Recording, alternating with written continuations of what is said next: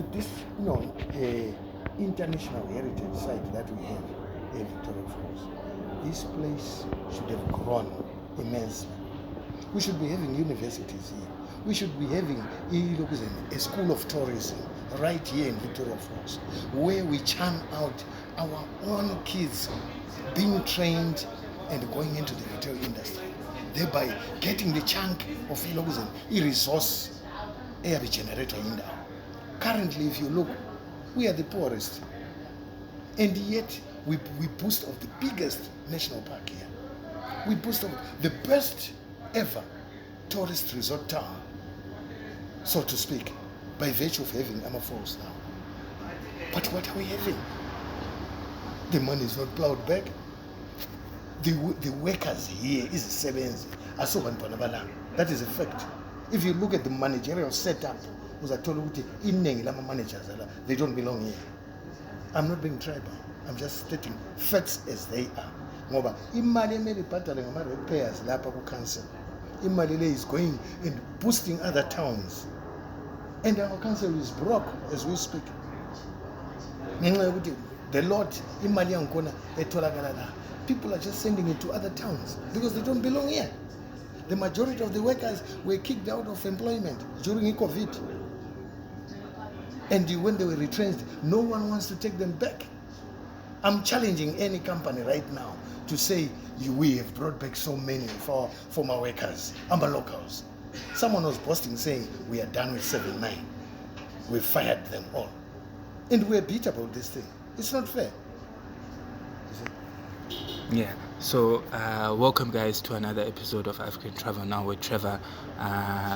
Still at the cafe, a gallery, like it's nice. You should come check it out. Atesi Nilo Baba Ncube, and as you heard from the introduction of the podcast today, we are talking about tourism in Victoria Falls, general, in general. And Obabu Ncube has been kind enough to share his thoughts on what is happening within tourism.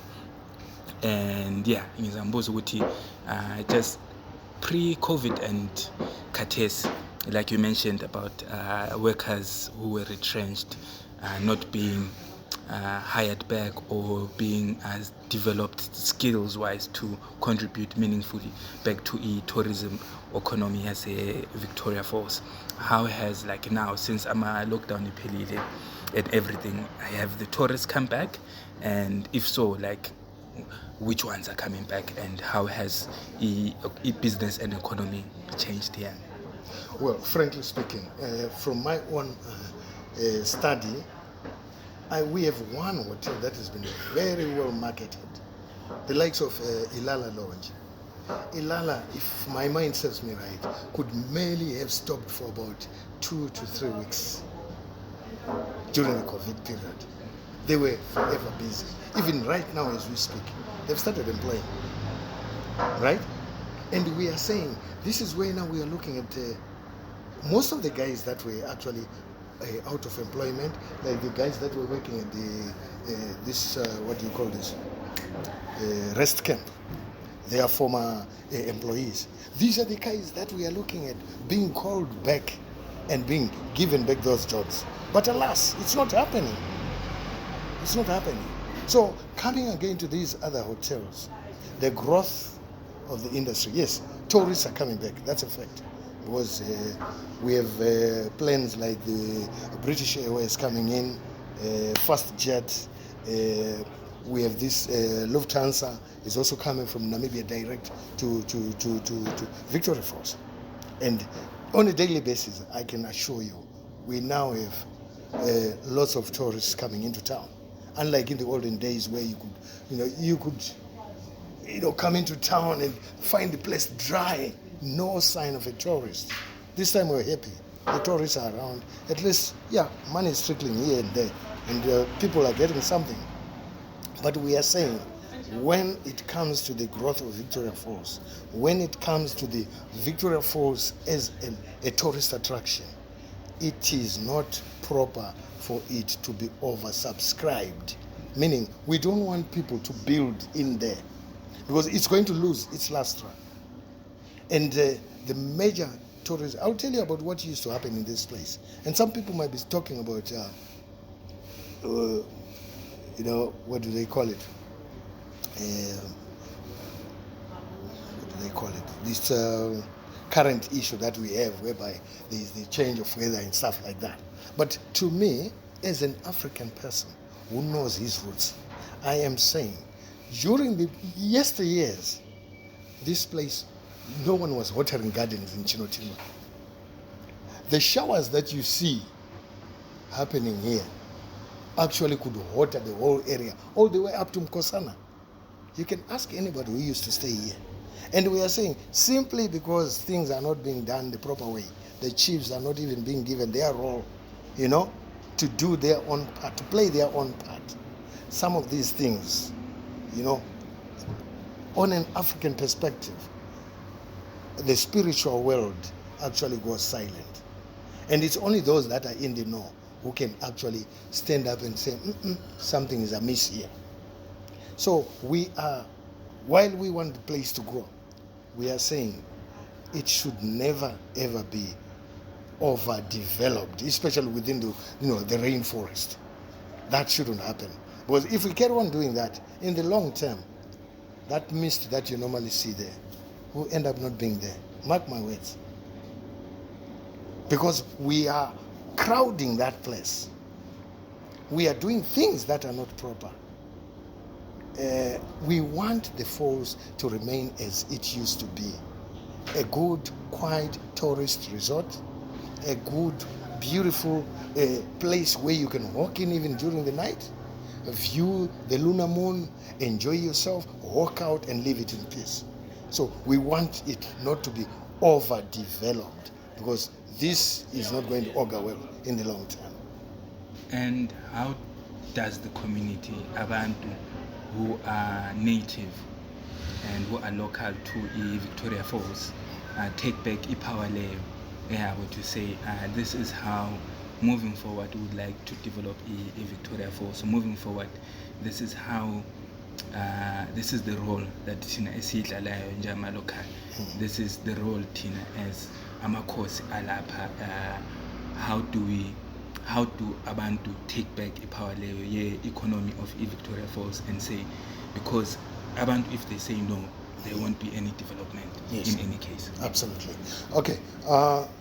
The way forward would be to engage, and we have engaged thus far. We have started talking to people. For instance, there are certain people of good standing that we have gone with to share this story with the chiefs, and gradually people are buying in, and we look upon that situation to be overcome, especially when the most important thing is to speak out, because if you are silent, nothing will happen. As one of those people who belong to this area, who knows exactly what should be happening in the district, I need to highlight and say proper approaches have to be done, especially when it comes to the local chiefs. They have to be respected. The employment criteria, when you employ, you ensure that when the locals are actually at the forefront, everything will be fine, because it is them who know where it's taboo. It is them who know when to do this thing. It is them who know why should that thing be done. You see? So given that scenario, I'm of the opinion that as long as we keep on engaging and conscientizing, the investor is not at fault to come to want to invest in Victoria Falls, but I still remain the pillar to conscientize and let them know what is expected. If people come and invest here and they are not told exactly how to go about their business, tomorrow something goes amiss. They will never know, because they were never told. So we are saying that far away they interact with the chiefs, and they are told exactly how to go about their business prior to building and after having built. prior to expanding and after having expanded. It is very crucial, to make sure that you know what the local community wants done. And as far as the development of the local community, I'm telling you, some areas, like if you go to places like Ncube, it's just about 20 kilometers out of town, and you will find that people walk about 20 k's to the nearest clinic. It's not amusing, with this World Heritage just next door here. We certainly have to be working on a way of improving the whole lot. Healthcare is of paramount importance. Access to health is very, very important. And when you look at things, developing a people is employing them, giving them something to hold on. The people shouldn't be given handouts, because you're actually making them more lazy. But what is wanted is people be empowered, let them have irrigation schemes. We are very close to the Zambezi, and there is no need surely for us to be crying about hunger in this area. We have to ensure that all those investors that come here, they have to leave something. They have to say, okay, I'm coming to invest in Victoria Falls. We have to agree with them and say, prior to your investment, give us a clinic. Prior to your investment, build us a college, stuff like that. So that tomorrow the kids of this area can take back their power and be in charge of their area, so that even their ancestors can be happy. And like in closing, for me, with all of that, what are for someone who is either looking to visit Victoria Falls, okay, let's break it down into two. Okay. For someone who is looking to visit Victoria Falls now, and they're thinking and they're listening to this podcast, why should they come to Victoria Falls and visit? And what is the one thing, maybe outside of the falls itself, that they should visit and check out? Okay. The people are so unique. Zimbabweans are well known worldwide for being friendly, kind, social, and we are happy-go-lucky people.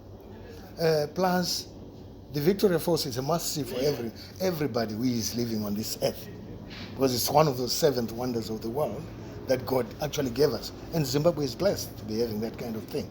So I believe these are, even the animals, we have lots of those. We are blessed with the big 5 in this area.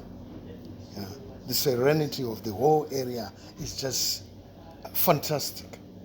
And I believe this is a must-see for everybody. In some countries, they only see wild animals in zoos and places like that. But here, it's in the wild. If you walk around Victoria Falls streets, you are bound to come across a live, wild animal. Wild elephant walking right in its domain.